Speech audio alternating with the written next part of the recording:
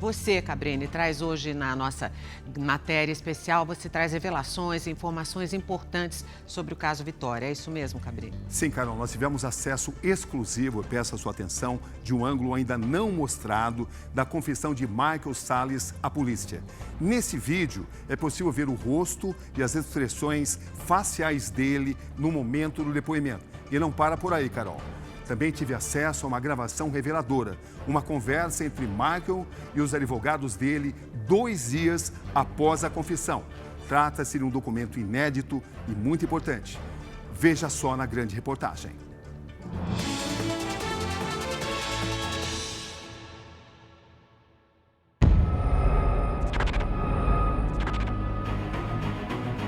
Uma guerra de versões.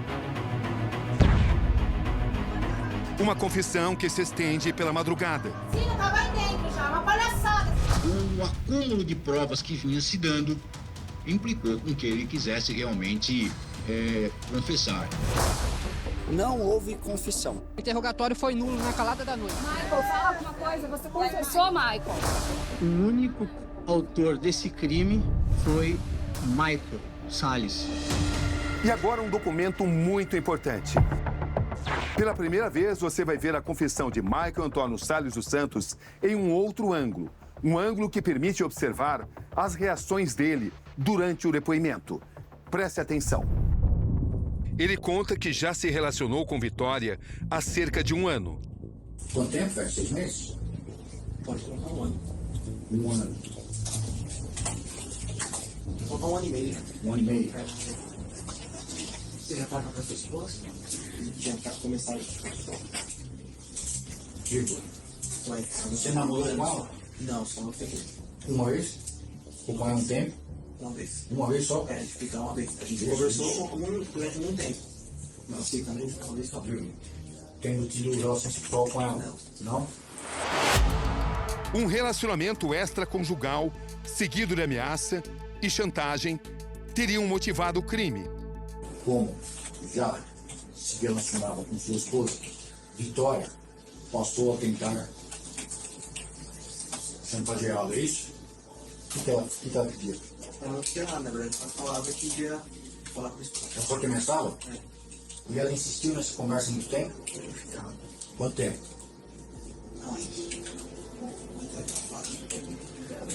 Você se preocupava com isso? Você não preocupava, sim.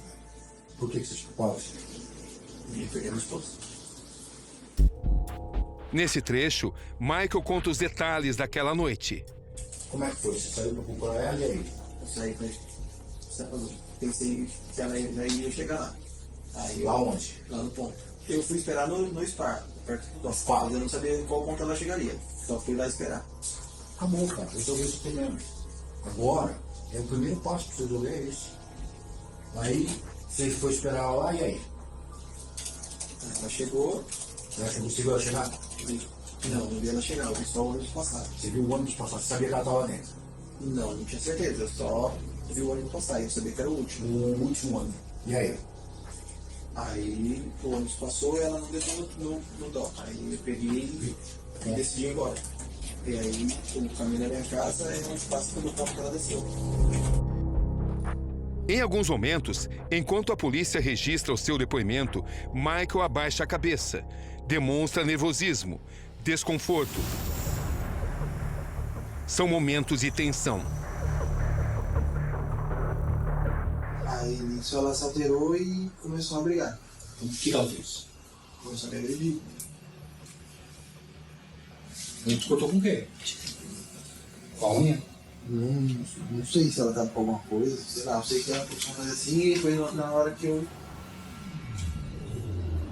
agi. E aí eu sempre andei com uma faca no carro, pra defesa pessoal. Onde estava essa faca? Entre o apoio de braço e o banco. No momento da exaltação eu acabei inserindo um golpe no pescoço dela. Aonde? No pescoço. Aonde? No pescoço. Foi o Desferindo. golpe. Foi só 2 golpes. O primeiro golpe no pescoço. E o segundo? O outro foi perto do peito, na barriga. Próximo ao peito. Ela não esperneou, não gritou, nada? Acho que no primeiro golpe, acho que no segundo golpe já. E ela chegou a desfalecer já no segundo? Chegando a desfalecer. E aí? Aí eu entrei em desespero e fui sentir na minha casa. Aí quando chegou na minha casa eu coloquei ela no porta-malas. Durante a confissão, Michael conta à polícia que enterrou o corpo de Vitória Regina na mata de Cajamar. Mas quando estive no local, constatei que o corpo não foi encontrado nessas condições. Mais uma importante contradição. Onde e como vocês encontraram o corpo? Eu estava deitado aqui, né, nessa posição, por cima do tronco, bastante machucado, bastante inchado. Questionado como o corpo de Vitória foi retirado da cova, que estava coberta por 2 pedras, ele não soube responder. Você deixa ela assim? Não, Você desconfia de alguém que pode ter feito lá mexendo no corpo? não sei. Porque quando eu deixei, ela ficou. Tá chamando, não, E utilizava? ficou enterrada quando eu saí, ficou enterrada. E ficou com as duas. Utilizava. Era 2 pedaços de. Ele utilizasse no corpo. Caraca. Quando eu fiquei sabendo desse negócio do cabelo, Algumas vezes. eu não entendi.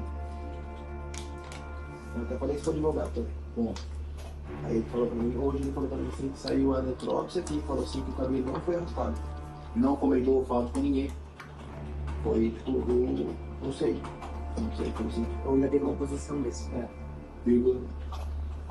Ou tipo, a decomposição dela tinha amolecido a pele, aí o que tirou, apenas arrastou e saiu a pele. Aí eu tomei um banho e me deitei pra deitar pra dormir. Aí eu não dormi, fiquei acordado.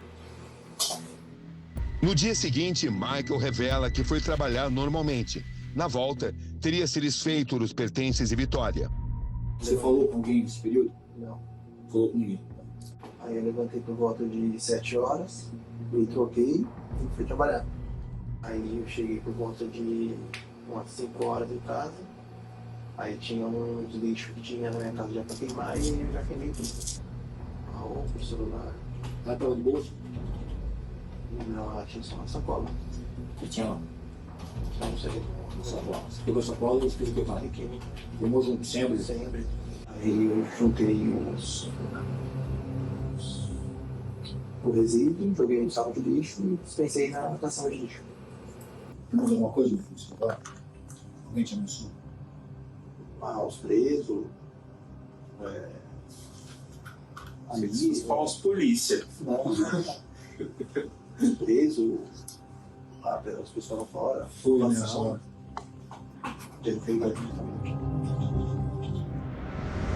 Enquanto a polícia detalha como Michael Antônio Salles dos Santos agiu na morte da jovem Vitória Regina, de 17 anos, seus advogados contestam. Uma entrevista importante e reveladora. Em São Paulo, me encontro com os 3 advogados de Michael Salles dos Santos. Como é que vocês receberam a confissão de Michael? Cabrini, com bastante surpresa, porque em momento algum a defesa que estava constituída e se encontra constituída foi oficialmente comunicada sobre essa confissão. Vocês conversaram com Michael antes da confissão? Conversamos. Como é que foi essa conversa? Estivemos na delegacia por volta das 14 horas, conversamos com o Michael, perguntamos para ele se ele queria comunicar alguma coisa, se ele queria falar a verdade para a defesa, se ele tinha vontade de assumir qualquer coisa, e ele sempre negou. O que chama a sua atenção na confissão? O vídeo do interrogatório está dividido em 17 partes, todas cortadas. Não temos acesso na integralidade da prova. O nosso cliente não estava à vontade nessa confissão. É muito fácil de se notar que o delegado colocava palavras na boca do nosso cliente. Uma confissão desenhada. Desenhada por quem? Cabrini, pela Polícia Civil. A sociedade clama por respostas, enquanto a Polícia Civil clama por holofotes. Você vai acompanhar agora outro documento inédito. Uma gravação entre Michael e seus advogados depois da confissão dele à polícia, onde ele revela em que condições fez o depoimento. Depois que a gente saiu, às 8h30, você não tinha interesse em falar com a polícia, não? Vocês pegaram a câmera se vocês puxarem a câmera que tem ali fora, eles foram lá, me chamaram, eu falei que não ia falar com eles, aí o policial falou assim, já que você não vai cooperar comigo, então você vai ficar no banheiro. Ele me colocou dentro do banheiro ali, sujo, podre ali. Eles me chamaram lá em cima, na sala lá em cima, Falaram que a delegação tinha de qualquer jeito. De qualquer jeito ele ia me f***. Aí pegou, falou que ia colocar minha mãe, falou que ia colocar que minha mãe ficou a cena do crime, falou que ia colocar minha esposa, ia colocar minha família toda. Se eu não ajudasse, se eu não cooperasse, ele ia colocar minha família toda. E aí eu peguei e inventei uma história e falei que fui eu, pra eles me livrar, pra livrar a minha família. Portanto, Michael afirma que confessou sob pressão. O que isso significa para a defesa dele? Isso significa que o ato praticado pelo delegado pode levar todo esse processo por água abaixo. O que a sociedade quer saber é se ele está dizendo a verdade ou não quando ele confessa. Cabrini, quem diz a verdade, constrangido, psicológica ou fisicamente? Quem diz? Mas foi uma confissão com muitos detalhes. Ele criaria esses detalhes? Não sei. Eu não sei. A confissão não partiu dele, o interesse de confessar não partiu dele. Esse ato, esse interesse partiu da polícia. Na terça-feira, a polícia assegura que Michael agiu sozinho, mas poucos acreditam nessa possibilidade. Ele não teria condições de planejar, arquitetar e executar tudo isso sozinho. Ele teve, sim, a participação de uma outra pessoa. Ali, como é que ele ia fazer sozinho? Colocar o corpo pro lado, do jeito que é lá, tem cerca, tem tudo. Vejam só as condições aqui. Estamos na Serra do Japi, uma floresta de eucaliptos, uma área remanescente da Mata Atlântica. Não é fácil avançar por essas terras nessas condições. Para especialistas, é improvável que Michael tenha transportado sozinho um corpo de 60 quilos floresta dentro. Você levar um corpo 2, 3 metros de 60 quilos, você até consegue, mas a uma longa distância não. 2 dias depois, a polícia muda de posição. Volta a cogitar a participação de outras pessoas no assassinato de Vitória. São 2 os principais averiguados. A esposa de Michael. Apuramos que a quebra de sigilo telefônico dela revela a troca de várias mensagens com ele durante a madrugada do dia 27 de fevereiro. Mas a polícia, ela deu outra versão. Não vi o Michael nesta noite. Eu fui para a casa da minha mãe, dormi lá e saí na manhã seguinte para trabalhar. Michael me mandou uma mensagem de boa noite às 11h30 da noite. Mas eu fui dormir e só vi a mensagem no dia seguinte. O outro averiguado trata-se do amigo de infância de Michael, Daniel Vinícius Souza Dias. Ele esteve com Michael horas antes do desaparecimento de Vitória. Honestamente, você tem alguma participação? Ele te pediu algum tipo de ajuda? Não. Tava em casa. Dormindo. Dia 26, eu saí, o Michael veio, pegou o grampo e saiu. Nisso, até esse moleque, esse amigo meu que tá de testemunha, ele tava esperando aqui, ó, embaixo. Ele tava esperando aqui de moto. Ele viu o Michael entrando no carro e saindo sozinho. Então eu saí com esse meu amigo, entendeu? A gente foi pra um bar que a gente fica sempre aqui, resenhando ali embaixo.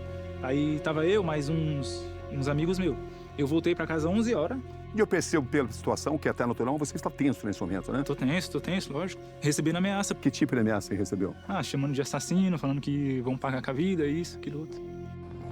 Aquele povo que todo que passou lá, que a gente ouviu, os Gustavos, os Daniéis, não tem nada com essa história.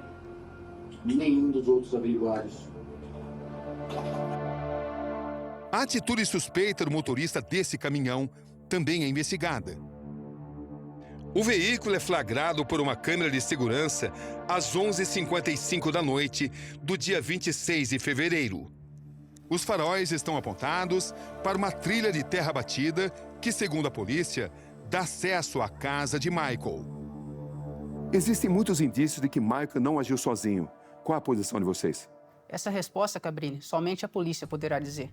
Ela deverá dizer dentro do inquérito. Não são os advogados que dão respostas à população, mas sim os órgãos públicos. Esta é a delegacia de Cajamar, responsável pelas investigações do assassinato de Vitória Regina, e onde o principal acusado, Michael Antônio Salles dos Santos, ficou 12 dias preso até ser transferido. Depois das confissões dele, a polícia chegou a afirmar que o caso já tinha sido fechado. Mas a verdade é que a história, nesse momento, tem mais perguntas do que respostas. Inicialmente, a polícia diz que Vitória foi torturada, abusada sexualmente e chegou a ter o cabelo raspado. Um possível cativeiro também é apontado pelas investigações. Agora, essas possibilidades estão sendo descartadas. Não houve espancamento, não houve nenhuma fratura. A única violência física empreendida contra ela foram as facadas. O laudo do Instituto Médico Legal aponta que Vitória foi morta com 3 facadas, no tórax, pescoço e rosto, e que a causa foi hemorragia traumática. Esse é o perito legista Júlio César Cury, que teve acesso ao laudo do IML e, a nosso pedido, analisou o documento. Ela tem uma fratura com perda dentária na região mandibular direita, que é o outro lado da facada. Ela tem uma equimose na panturrilha direita e tem uma equimose na região torácica anterior, possivelmente tortura.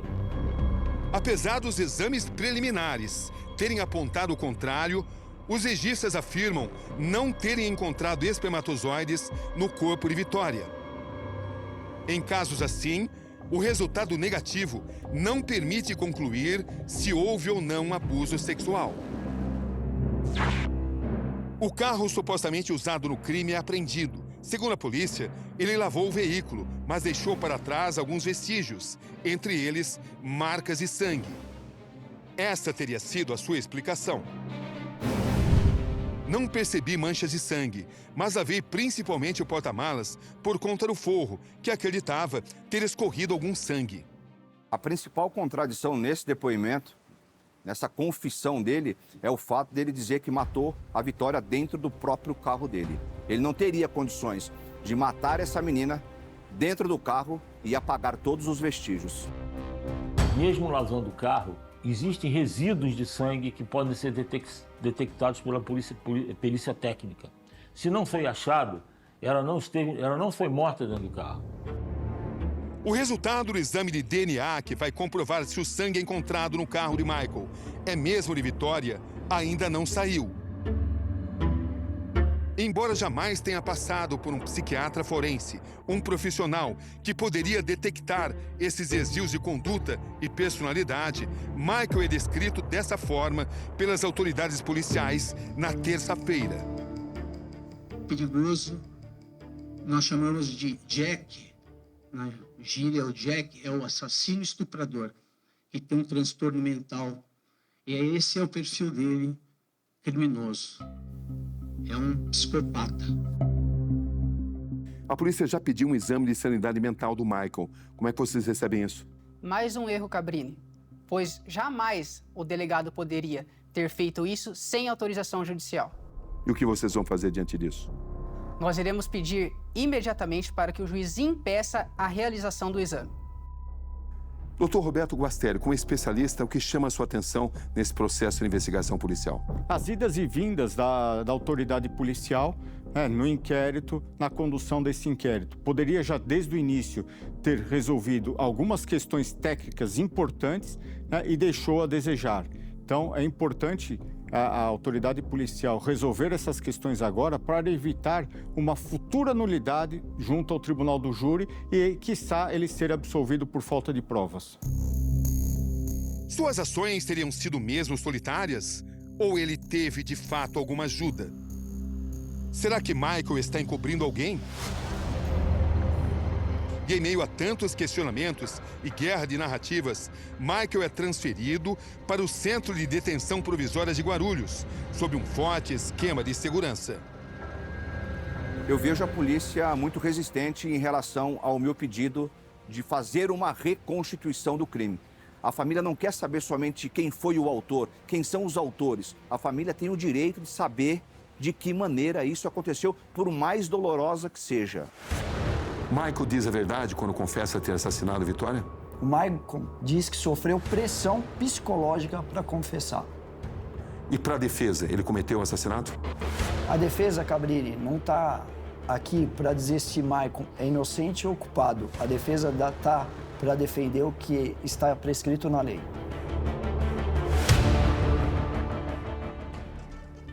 Em nota, a Polícia Civil ressalta que todos os procedimentos adotados no caso, inclusive o depoimento do suspeito Michael, obedeceram estritamente o Código de Processo Penal. A Secretaria de Segurança Pública respondeu ainda que as investigações prosseguem pela Delegacia de Cajamar para a conclusão do inquérito policial.